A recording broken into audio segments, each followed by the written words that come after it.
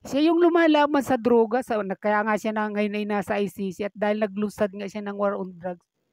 Ito pa yung sinisisi sa kanya na siya raw yung lord ng mga drug lords. Na ibig sabihin hanggang ngayon may akusasyon na yung mga pira na nagmumula sa drug lords ay pumapasok hanggang sa ngayon sa mga bank account ng mga Duterte lalo-lalo na kay PRRD. Ganyan yung kanilang mga paninisi. Talagang makikita mo na baliktad na yung mga utak at yung mga desperadong hakbang na makakatulad nito na sa pagpumilit na mayroong maikawing na paninira sa Duterte.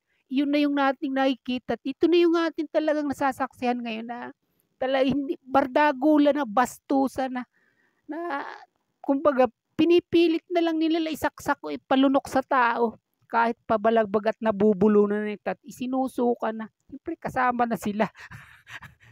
ganyan, ganyan yung ganyan yung kasalukuyan ngayon na naisisi na kay Duterte. Kahit sila yung nakaupo sa kasalukuyan wala na silang gagawin.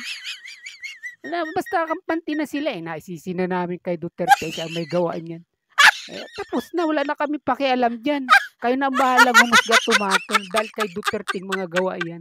Kung tayo may dinaranas ngayon na ganitong mga problema sa kasalukuyan, mga kapinas ko.